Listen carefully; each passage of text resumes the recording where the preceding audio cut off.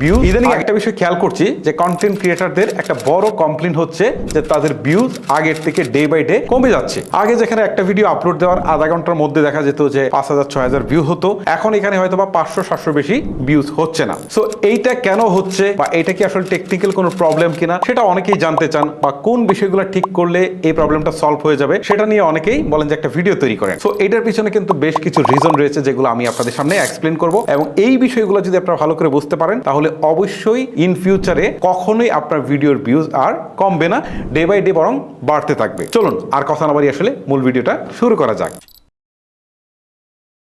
কেন আপনার ভিডিওর ভিউজ ডে বাই ডে কমে যাচ্ছে সেটা আমি ইউটিউবের ক্রিয়েটর স্টুডিও থেকে দেখাচ্ছি। তবে ইউটিউবের ক্রিয়েটর স্টুডিও যেভাবে কাজ করে ঠিক সেম ভাবে হচ্ছে ফেসবুকের ক্রিয়েটর স্টুডিও কাজ করতো, বাট সেটা কিন্তু এখন নাই, না থাকলেও কাজটা কিন্তু সেম। আপনারা জাস্ট বুঝেন তাহলেই হবে। দেখেন আমার সর্বশেষ আপলোড করা ভিডিওটা হচ্ছে 15 দিন 17 ঘন্টা আগে করা হয়েছে। সো এখানে র্যাঙ্কিং বাই ভিউজ এই যে অপশনটা রয়েছে এখানে হচ্ছে 10 এর মধ্যে 5, তার মানে হচ্ছে 10 এর মধ্যে র্যাঙ্কিং এটা 5 এ আছে। আমি যদি এখানে ক্লিক দিই তাহলে দেখেন আমার যে ভিডিওটা হচ্ছে র্যাঙ্কিং 1 এ আছে সেটা হচ্ছে 931টা ভিউ ছিল, মানে এই সেম টাইম সেম ডে, মানে হচ্ছে 15 দিন 17 ঘন্টার মধ্যে এটা ছিল 931টা ভিউ, আর এই ভিডিওটা হচ্ছে 377টা ভিউ। মূলত এইখানেই হচ্ছে মূল রহস্যটা। এই যে ভিডিওটা আপনি দিয়েছেন এখানে যদি আপনার ভিডিওটা যদি এখানে যদি 900 ক্রস করতো তাহলে কি হতো, ফেসবুক বা ইউটিউবের রোবট মনে করতো যে এই ভিডিওটা সবচেয়ে বেশি পপুলার। সো এই ভিডিওটা এখন যদি 2000 মানুষের কাছে রিচ করে তখন এটা করতো 4000 মানুষের কাছে রিচ। এইভাবে তারা রিচ বাড়াতো। যখন দেখেছে যে তারা আসলে এখানে আপনার